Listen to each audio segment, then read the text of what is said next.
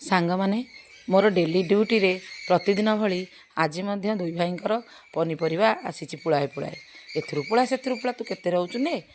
ମୋ ଦେଢ଼ଶୁର ଗତକାଲି ଠାରୁ ଏ ବାଇଗଣଟି ଆଣିଥିଲେ। ଏ ବାଇଗଣକୁ ଆମ ଆଡ଼େ ପାଳ ବାଇଗଣ କୁହନ୍ତି। ସେ ଭାରି ମଖନ ଲାଗେ ଭର୍ତ୍ତା କରି ଖାଇଲେ। ପୋଡ଼ିକି ଭର୍ତ୍ତା କରିଦେବ ଖାଇବେ ପାଟି ଛାଡ଼ିବନି, ଏତେ ସୁନ୍ଦର ଲାଗେ। ଆଉ ତାପରେ ବାବୁ ତ ଆଣିଥିଲେ, ଆପଣ ଦେଖିଛନ୍ତି ସକାଳୁ ପୁଳା ପୁଳା ପଲିଥିନ୍। ସେ ପଲିଥିନ୍ ଯେତେବେଳେ ଅନପ୍ୟାକ୍ କରେ କ'ଣ ଦେଖିବେ ଆପଣ ଆଶ୍ଚର୍ଯ୍ୟ ହେଇଯିବେ। ମୋତେ ଲାଗିଲା ମୁଁ ବୋଧେ ଶାଗଙ୍କ ଘରକୁ ଯାଇଛି, କି ଶାଗ ଆମ ଘରେ ପହଞ୍ଚନ୍ତି। ଖାଲି ଶାଗ, ଓନ୍ଲି ଶାଗ। ମାନେ ଶାଗ ପାଇଲା ମାନେ ସେ ଭାରି ଖୁସି। ସବୁବେଳେ ମାର୍କେଟରେ ତ ମିଳେ ନା ଫ୍ରେଶ୍ ଶାଗ। ଯେଉଁଦିନ ପାଉଛନ୍ତି ପୁଳାଏ ପୁଳାଏ ନେଇ ଆସୁଛନ୍ତି। କଳମ ଶାଗରୁ ପୁଳାଏ, ଖଡ଼ା ଶାଗରୁ ପୁଳେ, ପାଳଙ୍ଗ ଶାଗ ପୁଳେ, ତା ଭିତରେ 2 ବିଡ଼ା ଧଣିଆ ପତ୍ର ସବୁ ନେଇକି ପଳେଇ ଆସିଛନ୍ତି। ତୁ କେତେ ଦେଖୁଛୁ ଦେଖ, ଭାରି ଭଲ ଦେଖାଯାଉଛି, ଯେମିତି ଶସ୍ୟ ଶ୍ୟାମଳା ବନାନୀ ଆମ ମା ପୃଥିବୀ କୋଳରେ ଯେମିତି ଗଡ଼ି ଉଠିଛି, ଯେମିତି ଆମର ଧାନ କ୍ଷେତ ସେଇଭଳି, ଯେମିତି ଭାରି ଭଲ ଲାଗିଲା ଦେଖିବାକୁ ଯେ। ଆଉ ତାକୁ ପୁଣି ଖାଇବା ପାଇଁ ବ୍ୟବସ୍ଥା କରାଯିବ। ଆଗରୁ ଥିଲା ଆମର ପୋସ୍ତ ଶାଗ, ଖଡ଼ା ଶାଗ, ତାକୁ କରି ଭାଜି ଦେଇଥିଲୁ।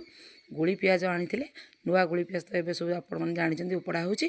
ଆଉ ତାକୁ ଖାଇବାକୁ ବି ଭଲ ଲାଗେ, ଭର୍ତ୍ତାରେ ହଉ ଯେମିତିରେ ବି ଭଲ ଲାଗେ ଖାଇବା ପାଇଁ। ଆଉ ମୋର ମନେ ପଡ଼ିଗଲା ଟମାଟରକୁ ଦେଖି, ପିଲାବେଳେ ଯେତେବେଳେ ସ୍କୁଲରୁ ଫେରୁ ସାଙ୍ଗମାନେ ଆମେ ନେଇଥାଉ ତେନ୍ତୁଲି, କଞ୍ଚା ଲଙ୍କା ଆଉ ଟଳଟଳିଆ ଟମାଟର। ମୁଁ ସେଇଆ କହିଲି, ତୁମେ କ'ଣ ହଳଦିଆ ଆଣିଛ ନା, ହଳଦିଆଟା ବାହାରେ ରଖିଦେଲେ ସେଇଟା ପାଚିଯିବ, ମୁଁ ରାତିକି ନେଇ ଆସିବି ଲାଲ ଟମାଟର। ଏଇଥିପାଇଁ ମୋତେ କହିଲେ ସାଙ୍ଗମାନେ, ତାକୁ ଯେତେବେଳେ ଦଳିକି ଖାଉ କେତେ ଭଲ। ଆପଣମାନେ ମନେ ପକାନ୍ତୁ ତ ସେ ଦିନ, କମେଣ୍ଟରେ ଲେଖିବେ କେତେ ଭଲ ଲାଗେ ସେ ଖଟା, ମାନେ ଲାଗିବ ଖଟା ଖଟା, ପିଇ ଦେଉ ଆମେ ତାକୁ ଧଣିଆ ପତ୍ର ହେରିକା ପକାଇ ପିଙ୍ଗୁଳି ପିଆଜ।